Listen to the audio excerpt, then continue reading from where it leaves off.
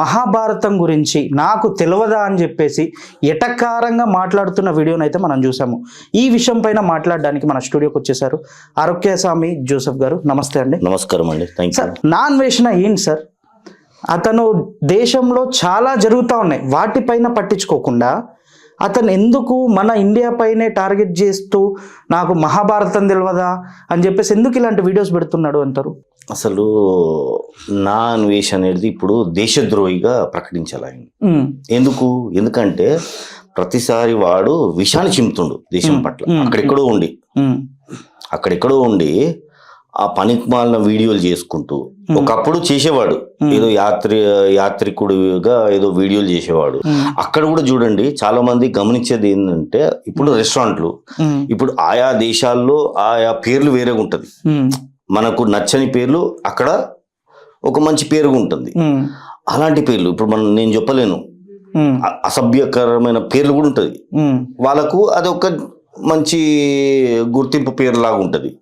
అలాంటి పేర్ల రెస్టారెంట్ దగ్గర కానివ్వండి, ఏదైనా షాప్ పేర్ల దగ్గర కానివ్వండి, అక్కడ పోయి మన స్త్రీల ఏదైతే వస్త్రధారణ గురించి, లేకపోతే మన పార్ట్స్ గురించి ఏదైతే మనం మాట్లాడుకుంటామో అలాంటిది అక్కడ ఉంటది.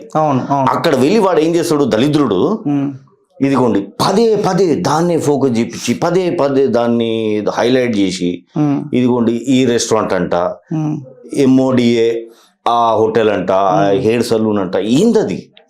వీడు చేసేది ఏంటిది? మన దేశాన్ని అక్కడ వెళ్ళి దేశాన్ని దిగజారుస్తుండు వాడు.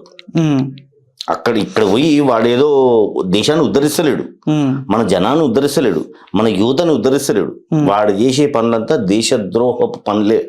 ఎందుకంటే వాడు అక్కడుండి ఆ అమ్మాయిలతోటి కూడా ప్రతిసారి చూడండి అమ్మాయిలు మార్చనే ఉంటాడు. ఆడపిల్లల్ని, చిన్న చిన్న ఆడపిల్లల దగ్గర కూడా వాడు అసభ్యంగా ఉంటాడు. అసభ్యమైన మాటలు, అక్కడ రెడ్ లైట్ ఏరియాలను పోయి ఇక్కడ వచ్చి చూపించడము.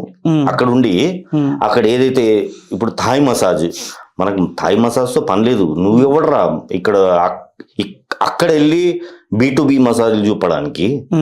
ఏ సర్టిఫికేట్ పెట్టుకుని అవే చేసుకుని సావు. నువ్వేం చేస్తున్నావు? అందరిని ఆకర్షించుకోవడానికి నువ్వు ఒక ప్లాట్ఫామ్ ఎన్నుకున్నావు. ఏం చేసినావు? ఈ రోజు దేశం పైన విషాన్ని చింపుతున్నావు. అంటే నాన్ వేషణ ఏం చేయలేమంటారా సార్? చేయొచ్చు. అసలు ఫస్ట్ ఆఫ్ ఆల్ ఆ పేరేంటండి, దరిద్రమైన పేరు. అంటే ఇప్పుడు అందరినీ అతన్ని ఇప్పుడు మనిషికి ఒక పేరు ఉంటది. మీకు ఒక మంచి పేరు ఉంది, నాకు ఒక పేరు ఉంటుంది, ప్రతి వానికి ఒక పేరు ఉంటుంది, ప్రతి మనిషికి ఒక పేరు ఉంటుంది. ఆ నాన్ వేషన్ వాడి పేరా లేకపోతే వాడి ఛానల్ పేరా? నా ఏంది అన్వేషణ ఏంది? అన్వేష్ పెట్టుకో పర్లేదు. నా అన్వేషణ, నీ అన్వేషణ ఏందిరా బాబు? యాక్చువల్ అతని పేరు అన్వేషే. అదే నా అనేది పెట్టుకున్నాడు వాడు. అందరూ వాడిని మన అనుకోవడానికి నా అన్వేషణ అని చెప్పేసి పెట్టుకున్నాడు. నా అంటే ఏంటి? మన సొంతం అన్నట్టు కదా. ఇప్పుడు ఇది నా వస్తువు, నా సొంతము. నా అన్వేషణ అంటే అన్వేషణ మనం సొంతం అనుకోవడానికి నా అన్వేషణ అని చెప్పేసి పేరు పెట్టుకున్నాడు అతను. కానీ ఇప్పుడు ఏం చేశాడు వాడు? మొత్తం టోటలీ డివైడ్ చేశాడు. నా అనకుండా వాడు ఒక సైకో అన్వేషగా, సైకో సాడిస్ట్, దేశద్రోహి. ఇలాంటి వాళ్ళని చాలా మంది వెయిట్ చేస్తున్నారు. ఏదో మనము వాడేమనుకుంటున్నాడంటే, సరే కాలం మారుతుంది, వాడి బుద్ధులు కూడా మారొచ్చు, వాడు చెప్పిందంతా మర్చిపోడేవాడు. ఎందుకంటే వాడు ఏదైతే ఇప్పుడు అనవసరంగా శివాజీ గారు మన ఆడపిల్లలు బాగుండాలి, మన ఆడపిల్లల మీద ఎలాంటి అగాధ్యం జరుగుద్దని చెప్పి ఆయన చాలా మంచి మాట చెప్పాడు. శివాజీ గారి మాటలకు మీరు ఓటేస్తారా? ఖచ్చితంగా. నా కూతురు గురించి చెప్పాడండి, నా తల్లి గురించి చెప్పాడు, నా చెల్లి గురించి చెప్పాడు, మన ఆడవాళ్ళ గురించి ఒక మంచి మాట చెప్పాడు అతను. అది కరెక్టే అని మీకు అనిపించినప్పుడు అనసూయ కానీ, నాగబాబు కానీ, చిన్మయ్ కానీ వీళ్ళందరూ ఎందుకు నెగిటివ్ ఉన్నారు? నెగిటివ్ అంటే ప్రకాష్ రాజు కూడా వాడు పూర్వంబోకాడు. ప్రకాష్ రాజు వాడైతే పూర్వంబోకు. ఇప్పుడు ఇక్కడ కుక్కలాగా ఎవరు ఉన్నారా అంటే నన్నన్నారా అన్నట్టుంది. ఇక్కడ కుక్కలాగా అంటే నన్నన్నారా అంటే చేతులు లేపారు వీళ్ళు. అక్కడ ఏమైపోయారు? ఏదో ఫేమ్ రావాలి, ఫేమ్ ఉంది వీళ్ళకు, దాన్ని రెట్టింపు చేసుకోవాలి, మల్టిప్లై చేసుకోవాలని చెప్పి వీళ్ళొక ప్రణాళికతో ఏదో అడిగేశారు. అది కాస్త ఫ్లాప్ అయింది. ఫ్లాప్ కాదు, టోటల్ డిజాస్టర్ అయిపోయింది వాళ్ళకు, వాళ్ళ జీవితాన్ని. ఇప్పుడు అనసూయ అనవసరంగా ఆమె వచ్చి గెలుక్కుని అయిపోయింది. ఇప్పుడు ఎంత దారుణం అంటే ఇప్పుడు ఆమె పాపం బయటకు రాని పరిస్థితి తెచ్చుకుంది.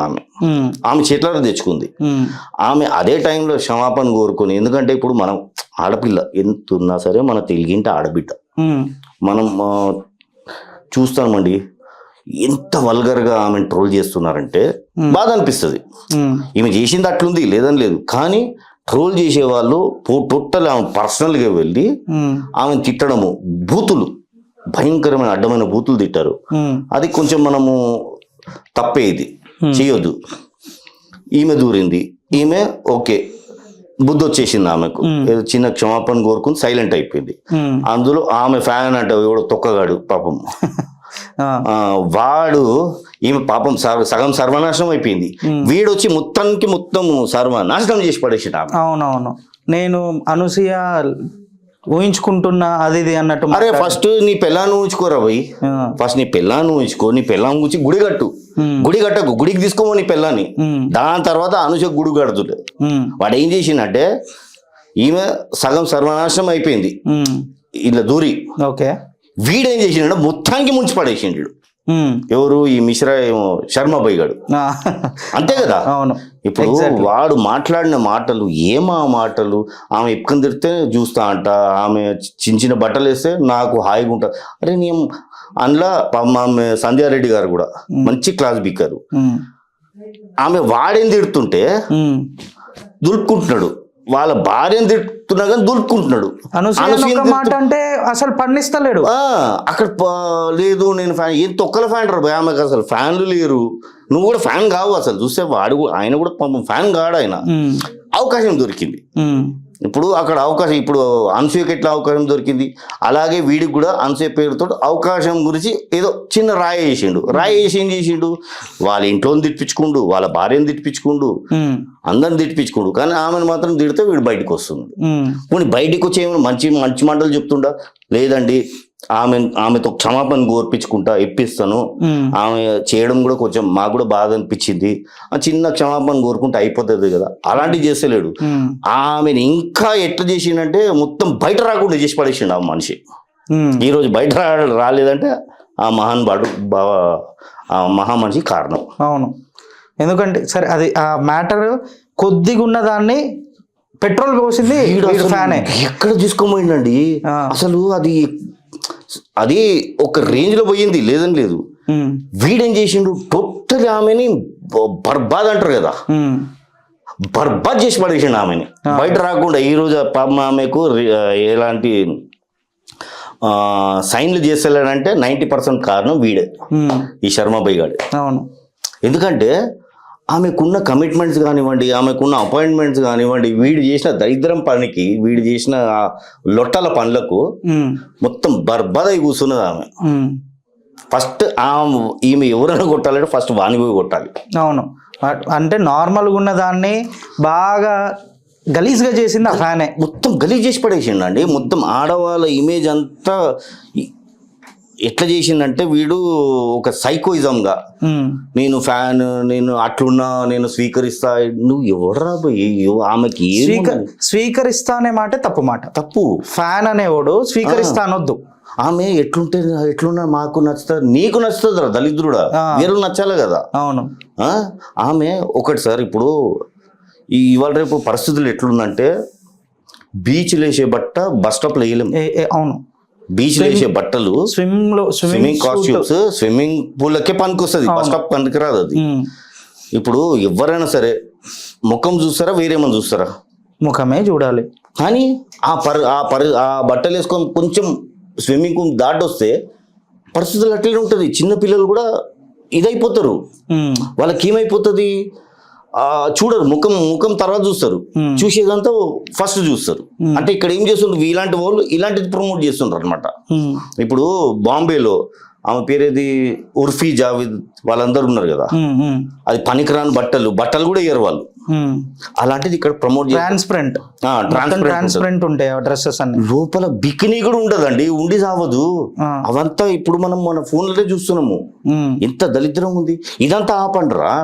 ఆ మహానుభావుడు 2 మాటలు చెప్పి ఇవాళ ఒక మంచి పరిణామం ఏం జరిగిందంటే, ఏదైనా సినిమా ఈవెంట్లో పుచ్చరేసిపోతుంది ఎవడైనా సరే. నార్మల్ డ్రెస్ అలాంటి డ్రెస్ వస్తే డ్రెస్ కోడ్ అనేది నిండు శివాజీ బై వల్ల ఈ రోజు మనకు ఒక డ్రెస్ కోడ్ అనేది సినిమా ఇండస్ట్రీలో మొదలైంది. అవును, నిండుగా కనిపిస్తున్నారు ఎవరైనా సరే. ఈవెన్ డైరెక్టర్ గాడు ఎవడైనా సరే వెధవగాడు లేదు ఇక్కడ రావాలంటే నువ్వు పిల్లల బట్టలు వేసుకొని రావాలి అనే వెధవలు కూడా బంద్ అయిపోయిండ్రు. వాళ్ళని కూడా తాట తీసినట్టు చేసిండు. అండ్ ఇంకోటి సల్యూట్ చేయాలి శివాజీ బైకి. అండ్ ఇంకోటి మన నాన్వేషన్ ఎందుకు మన ఇండియా పైన కానీ మన ధర్మం పైన కానీ మన పైన కానీ పగబట్టాడా? ఎందుకు అంత ఎట్టకారం వాడికి ఏమైపోయిందంటే డబ్బులు పెరిగిపోయింది, ఫాలోవర్స్ పెరిగిండ్రు. నీ ఫాలోవర్స్ తగ్గిండ్రు కదా, చాలా గ్రాఫ్ తగ్గిపోయింది. ఇప్పుడు అని పిచ్చెక్కిపోయింది. వాడిని బల్తా అని చెప్పాలి. బల్తగాడాడు అంటే బల్తా అంటే అటుగాక ఇటుగాక ఎటుగానోని బల్తా అంటారు. వాడు వీడు ఈ దళితుడు ఎట్లా అంటే వీడిని రప్పించాలంటే వీళ్ళ తల్లిదండ్రులు వాడిని ఏదో విధంగా ఇండియాకి రప్పించి ఎవరు వాడిని చేయి చేసుకోవద్దంటే వాళ్ళ తల్లిదండ్రులు తీసుకొని పోయి పోలీసులకు అప్పచేయాలి. ఫస్ట్ వీళ్ళు చేసే పనులు. ఎందుకంటే ఇప్పుడు వాడు సంపాదించిండ్రు, మీరు తిన్నారు, అవునా కదా, అనుభవించారు. ఇండియాలో సొంత ఇల్లే లేదు కదా అతనికి. ఇండియాలో సొంత ఇల్లే లేదు, ఇక్కడ ఉంటాడంట కదా. వాళ్ళ పేరెంట్స్ ఇప్పుడు వాళ్ళ పేరెంట్స్ ని వాళ్ళ పేరెంట్స్ ని ఆ అన్వేష్ అనేటోడు బాగా చూసుకుంటాడన్న నమ్మకం కూడా జనాలకు లేదు. అట్లేం లేదు. ఏదో కొన్ని వీడియోస్ లో కూడా ఇద్దరు ఏదో పాటలు పాడుకుంటూ కూర్చున్నారు. ఇప్పుడు ప్రేమ అనేది నువ్వు వీడియోలో చూపిస్తావా? ప్రేమ అనేది మనం పేరెంట్స్ ప్రేమ అనేది వీడియోలో చూపిస్తామా? నిజంగా అంటే చూపించలేము. ఎందుకంటే జస్ట్ మా పేరెంట్ వచ్చిండ్లు అని చెప్పేసి వాళ్ళతో క్లోజ్ ఉండి వీడియో పెట్టిండంటే టీఆర్పీ కోసం, రెవెన్యూ కోసమే పెట్టిండు. అండ్ ఇక్కడ ప్రాబ్లం ఏంటంటే వాడిని రప్పియాలంటే రెండే అవకాశాలు. ఒకటి పేరెంట్స్ ద్వారా, ఒకటి వాళ్ళ పేరెంట్స్ ద్వారా, ఇంకొకటి సెంట్రల్ గవర్నమెంట్ చెరువు తీసుకొని. కానీ అది కాని పన్నది. ఇప్పుడు గవర్నమెంట్ అనేది గవర్నమెంట్ దృష్టిలో నాన్వేషన్ అనేటోడు బనానా తొక్కలాంటోడు. బనానా కూడా కాదు, బనానా తొక్కలాంటోడు అంతే. స్టేట్ గవర్నమెంట్ అయితే చేయలేదు. ఎందుకంటే చాలా ప్రాబ్లమ్స్ అవి చూడాలా వీడిని చూడాలా అని చెప్పి స్టేట్ గవర్నమెంట్ సైడ్ ట్రాక్ అయిపోతుంది. సెంట్రల్ గవర్నమెంట్ అసలు పట్టించుకోదు, చెయ్యరు. కానీ నాన్వేషన్ రోజుకి ఒక్కటి చేయొచ్చు. ఒక్కటి ఏం చేయొచ్చు అంటే నిజమైన భారతీయ పౌరులు ఎవరైతే విదేశాలు ఉన్నారో అలాంటి వాళ్ళు వాడు ఎక్కడైనా దొరుకుతాడు కదా, అక్కడ చెప్పుతోడు కొట్టాలి వాడిని. వెతుకుతున్నారు కదా విదేశాల్లో, వెతికి వాడిని ఎట్లా కొట్టాలంటే పోతే పోను మన దేశం గురించి వాళ్ళు ఒక్కరోజు ఈ నిందని వాళ్ళ పైన వేసుకుని ఏదో విధంగా వాని కాళ్ళు ఇరగొడతారు, లేకపోతే వానికి బుద్ధి వచ్చేలాగా ఇంకొకసారి వాడు ఇలాంటి వీడియోలు చేయకుండా అక్కడే వాడిని చితకబాదాలి. ఇదే ఒక బెస్ట్ ఆప్షన్. వాడు ఇండియాకి రావడం అది లాస్ట్ ఆప్షన్, కానీ బెస్ట్ ఆప్షన్ అక్కడ ఉన్న మన భారతీయులు ఎవడైనా సరే ఏదో గొడవ పెట్టుకొని వాని చితకబాదితే సెట్ అవుతుంది. సరే అన్న, ఇప్పుడు ఈ అన్వేష్ అనే క్యాండిడేట్ మన ఇండియా గురించి కానీ, హిందువుల గురించి కానీ, మన గురించి కానీ, మన సిస్టర్స్ గురించి కానీ, వాళ్ళ గురించి కానీ చాలా చండాలంగా మాట్లాడింది. అతన్ని పిలవడానికి వీళ్ళ పేరెంట్సే మనకి ఒక గ్రిప్ అని చెప్పేసి వాళ్ళ పేరెంట్స్ దగ్గరికి ఎందుకు వెళ్ళలేదు? అదే ఇది ఇప్పుడు ఎవరైనా చేయాల్సిన ఫస్ట్ పని ఏంటంటే వాళ్ళ పేరెంట్స్ దగ్గర వెళ్ళి పిలిపియండి అని చెప్పేసి కూర్చుంటే ఖచ్చితంగా వస్తాడు. వాడు రావాల్సిందే, వాళ్ళ రేపు రావాల్సిందే. వాడు వీళ్ళ చేతిలో ఉంది. వీళ్ళు రప్పిస్తే వాడు రావాల్సిందే, వాడు వస్తాడు. వీళ్ళని రప్పించే విధానం మనము వెతకాలి. 10 మంది కలిసి వెతికి వాడిని, ఎందుకంటే ఇప్పుడు వీళ్ళకి బుద్ధి ఉండాలి. అరే వాడు ఏది పడితే అది మాట్లాడుతుంటే వీళ్ళు ఎందుకు సైలెంట్గా ఉన్నారు? ఇప్పుడు ఎవరు తల్లిదండ్రులన్నా, ఇప్పుడు మనం కూడా సమాజంలో ఉన్నాము. మన పిల్లలు ఏదని చేస్తే మనం కూడా మందలించాలి, బెదిరించాలి, లేకపోతే దాన్ని సరిదిద్దాలి, లేకపోతే వాళ్ళు ముందుకు వచ్చి మాట్లాడాలి. నా కొడుకు పూర్వం వైపు వాడికి నాకు సంబంధం లేదని వచ్చి చెప్పాలి. ఇప్పుడు వాళ్ళు డబ్బులు పంపిస్తే తీసుకుంటారు వీళ్ళు. వాళ్ళ ఎక్స్చేంజెస్ ఉంది, వాళ్ళ మాటలు ఉంది. అంటే వాడు దేశాన్ని తిడుతుంటే వీళ్ళు గమ్మునుకుంటారా? మన దేశంలో ఉంటూ మన దేశంలో తింటూ వీళ్ళు సైలెంట్గా ఉంటారంటే ఏంటిది? వీళ్ళు కూడా దేశద్రోహులు. వీళ్ళు సైలెంట్గా ఉంటే లేదు, నా కొడుకు చేసిన తప్పు, ఆ పిచ్చోడు చేసిన తప్పు, ఆ బల్తగాడు చేసిన తప్పు, దాన్ని ఖండిస్తాము, మీ మీడియాకి వచ్చి వాళ్ళని క్షమాపణ కోరుకోవాలి. అది వాళ్ళ నైజం. ఓకే, అది పద్ధతి. అది ఇప్పుడు నా కొడుకు ఏదైనా తప్పు చేస్తే నేను సైలెంట్ ఉంటే నేను కూడా ద్రోహినే. అవును, నా తండ్రి సపోర్ట్ చేస్తున్నట్టే కదా. నువ్వు సపోర్ట్ చేస్తున్నట్టే. ఇప్పుడు నా తండ్రి తాగి ఇంకొకరిని కొట్టిండు అనుకోండి, నేను పోయి ఫస్ట్ క్షమాపణ కోరుకుంటా. లేదు నేను సైలెంట్గా ఉన్నా అంటే నేను కూడా తాగబోతున్నా, నేను కూడా తప్పు చేసినట్టే. ఓకే, అయితే వీళ్ళ తల్లిదండ్రులు అమ్మా అయ్యా బాబు మీరు ఫస్ట్ నీ కొడుకుని ఏదో విధంగా వాడికి బుద్ధి చెప్పి ఇండియాకి పిలిపియండి. రెండోది మీ ఫస్ట్ వీళ్ళ దగ్గరికి మీడియా వాళ్ళు వెళ్ళి వీళ్ళని ప్రశ్నించాలి. వీళ్ళ ఇంటికి వెళ్ళి మీడియా ప్రశ్నించి ఏంది నీ కొడుకు చేసేది కరెక్టా రాంగా అని చెప్పి వాళ్ళ నోటితో చెప్పాలి. అంతే కదండి. వాళ్ళు సమర్థించిందంటే వాళ్ళు కూడా దేశద్రోహులే. లేదు నా కొడుకు తప్పు చేస్తున్నాడు వాడి పక్షాన మేము క్షమాపణ కోరుకుంటా అన్నా కానీ కనీసం మనకు ఊరట లభిస్తుందా, మీరు మనుషుల్లాగా ఉండరని చెప్పి. లేదు మావాడు చేసేది మాకు సంబంధం లేదు అంటే మీరు దేశద్రోహులు. ఇప్పుడు నార్మల్ గా మనం బయోవార్లు చూసినాం. అవునండి, లాస్ట్ టైం కరోనా వచ్చింది, అది కూడా చాలా మంది వార్ టైపే అనుకున్నారు. అవునవును, వార్ టైపే అనుకున్నారు.